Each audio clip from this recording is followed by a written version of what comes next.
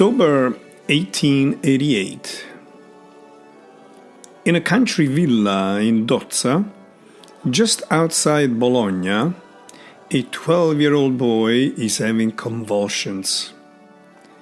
The doctor arrived that morning and hasn't left since. Toward evening, he pulls the father aside and tells him, without much dressing up, that there is nothing more medicine can do. That maybe it's time to think about the last rites. Their father's name is Carlo Acquaderni, and up until a few weeks earlier, he had never heard the name Castelpetroso. My name is Danny Cicchino, and this is the story of how a Catholic publisher from Bologna, a skeptic by trade, a man who made his living checking every rumor before it printed, ended up on his knees in front of a bottle of water from Molise.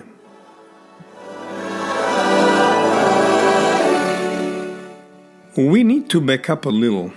In January of 1888, 2 months before the apparitions, Carlo Acquaderni had founded a religious periodical in Bologna called Il Servo di Maria, the Servant of Mary. It wasn't founded for Castelpetroso, which didn't exist yet in anyone's mind. It was founded for two things close to his heart: spreading devotion to Our Lady of Sorrows, and supporting an institute run by the Servite Sisters, just outside Porta Lame, that educated 115 poor girls. Acquaderni simply had no way of knowing what was about to happen 2 months later on a mountain over 250 miles away. The news reached him by chance, or, if you prefer, by providence. One of his correspondents in Sicily, a priest, wrote to him about an article in the Giornale di Sicilia, a piece written half seriously, half as a joke, about some apparitions in a little village in Molise that nobody had ever heard of. Acquaderni wrote directly to the parish priest of Castelpetroso, Don Achille Ferrara, and the answer he got back is a small story in itself. Don Achille told him he himself had been one of the fiercest opponents at first. He even preached against what he believed was mere superstition, until the day he climbed the mountain himself and saw with his own eyes the Virgin and the dead Christ.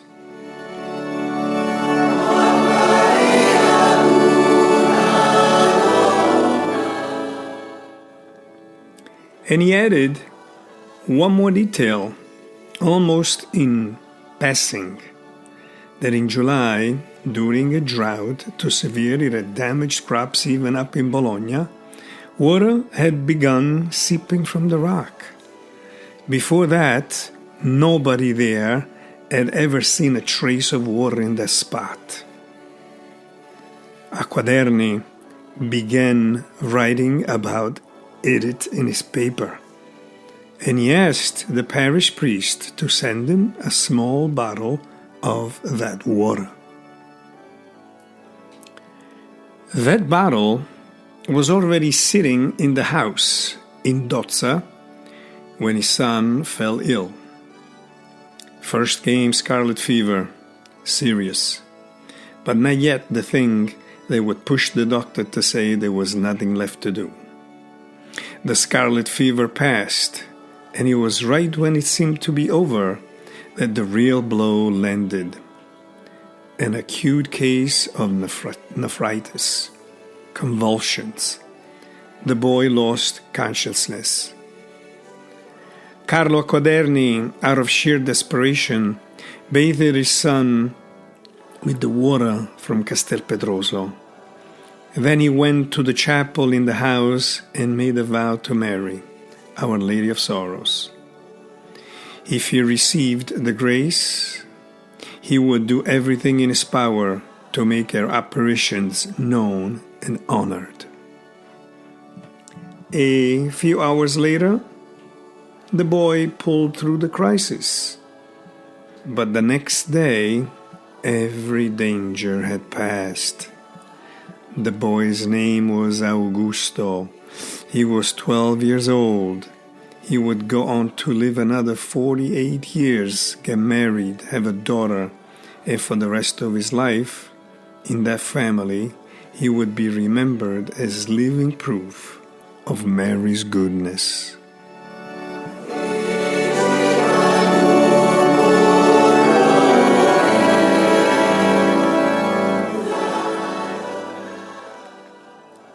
But the story doesn't end with the healing.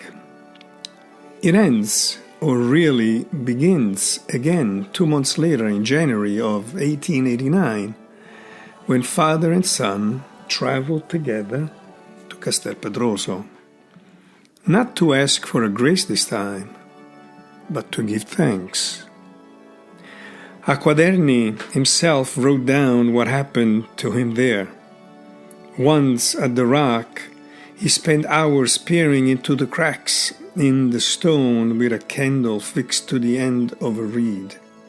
For 2 hours, nothing. Discouraged, he decided to leave. And then, just as he was walking away, he changed his mind. He turned back for one last look. From the left, he saw a globe of light emerge. It slowly opened, and at its center, a grieving woman took shape, kneeling, her face raised to heaven, her arms open like someone praying with everything she had. Her robe was a deep violet. He had no doubt who she was. The next day, he saw nothing at all, just bare rock. But his son Augusto, standing in that same spot, saw Our Lady of Sorrows in a sky-blue mantle embroidered with gold and a crown of light. Carlo Acquaderni, the man who ran a Catholic newspaper, who made his living weighing every claim before he gave it credit, went back to Bologna and kept his vow. He wrote in his paper the words that would light a spark far bigger than himself, that the place had to be sacred, that the Virgin must have chosen it for her blessings, and that his readers should be the first to give something toward building, at the very least, a chapel there.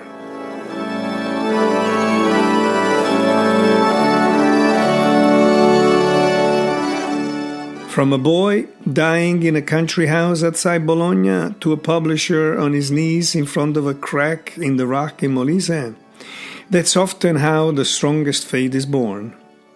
Not from an idea, from a night of fear and a grace that arrives when there is nothing else left to hold on to. The seed Carlo Acquaderni planted with those words would very soon grow into something far bigger than a newspaper article. I'll tell you about it in the next episode. If you haven't subscribed yet, now is the time.